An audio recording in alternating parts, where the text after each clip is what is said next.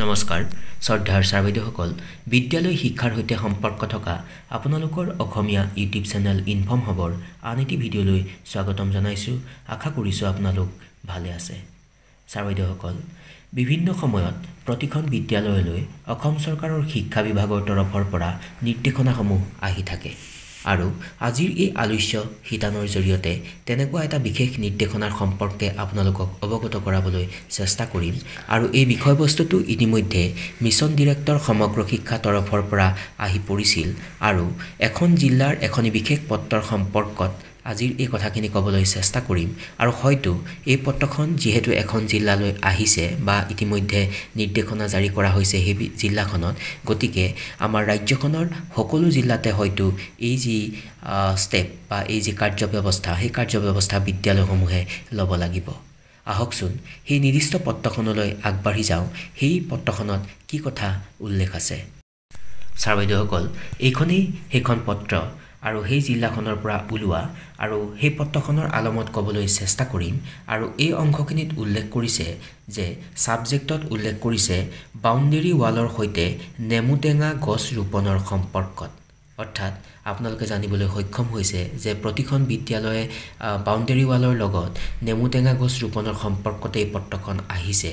তাৰ পাছত পৰৱৰ্তী এই অংশখিনিত উল্লেখ কৰিছে ওপৰত উল্লেখিত বিষয়ৰ ওপৰত ভিত্তি কৰি MD সমগ্ৰ শিক্ষা অসমৰ পৰা পোৱা নিৰ্দেশনা অনুসৰি আপোনাক জনাওঁ যে PM পোষণৰ অধীনৰ বিদ্যালয়সমূহত বাউণ্ডেৰী ৱালৰ লগত নেমু গছ ৰোপণৰ বাবে যাৱতীয় কাৰ্যব্যৱস্থা ল'বৰ বাবে অনুৰোধ কৰা হৈছে আৰু এই কাৰ্যৰ প্ৰতি মাহৰ যি প্ৰগ্ৰেছ ৰিপৰ্ট সেই ৰিপৰ্ট মাহৰ 5 তাৰিখে দিবলৈও কোৱা হৈছে।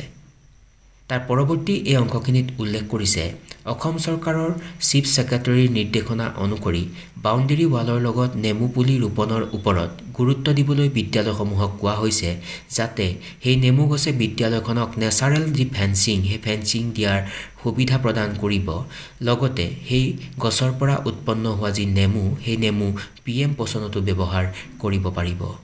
ছাৰ-বাইদেউসকল তাৰ পৰৱৰ্তী এই অংশখিনিত উল্লেখ কৰিছে যে যিবিলাক বিদ্যালয়ত যোৱা বছৰত নেমু গছ ৰোপণ কৰিছিলে আৰু সেই বিদ্যালয়সমূহক আৰু অধিক নেমু গছ ৰোপণ কৰাৰ বাবে নিৰ্দেশনা প্ৰদান কৰিবলৈ অনুৰোধ কৰিছে, যিয়ে নেকি বিদ্যালয়খনক নেচাৰেল ফেন্সিঙৰ সুবিধা দিব, লগতে সেই নেমু গছৰ পৰা উৎপন্ন হোৱা নেমু PM পোষণত ব্যৱহাৰ কৰিব পাৰিব। ছাৰ-বাইদেউসকল এইখনে আছিল সেই নিৰ্দিষ্ট জিলাখনৰ কাৰণে ওলোৱা পত্ৰ আৰু উল্লেখ কৰিব লগা কথাটো হ'ল সমগ্ৰ শিক্ষা অসমৰ মিছন ডিৰেক্টৰৰ পৰা ওলোৱা পত্ৰৰ আলমতহে আচলতে সেই জিলাখনত এই নিৰ্দিষ্ট যি খবৰ সেই খবৰটো ওলাইছে।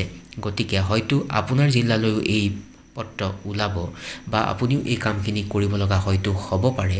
মুঠৰ ওপৰত আজিৰ এই পত্ৰখনৰ কথাটোৱে হ'ল যে বিদ্যালয়সমূহত নেমু পুলি ৰোপণৰ কাৰণে ব্যৱস্থা ল'বলৈ কোৱা হৈছে যে বাউণ্ডেৰী ৱালৰ লগে লগে মানে নেমু গছ ৰোপণ কৰিবলৈ বুলি নিৰ্দেশনা প্ৰদান কৰিছে, যিয়ে নেকি বিদ্যালয়খনক যি নেচাৰেল ফেন্সিং সেই ফেন্সিঙৰ কাম কৰাৰ উপৰিও আৰু যদি সেই নেমু উৎপন্ন হয় সেই ৰোপণ কৰা নেমুৰ পৰা, তেতিয়াহ'লে সেই নেমু PM পোষণতো ব্যৱহাৰ কৰিব পাৰিব।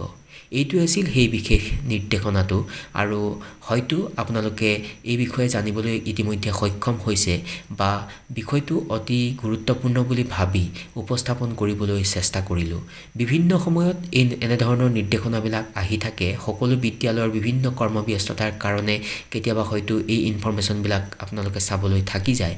গতিকে এই কথাখিনি অৱগত কৰাৰ উদ্দেশ্যৰেহে আচলতে আজিৰ এই ভিডিঅ'টি উপস্থাপন কৰিছোঁ আৰু আশা কৰিছোঁ আজিৰ এই আলোচ্য শিতানে আপোনালোকক উপকৃত কৰিব। বিদ্যালয় শিক্ষাৰ সৈতে সম্পৰ্ক থকা আন এটি বিষয়বস্তুলৈ মই পুনৰবাৰ আপোনালোকৰ কাষলৈকে আহিম। চাই থাকিব ইনফৰ্ম হাব। সকলো ভালে থাকক। নমস্কাৰ। Take care.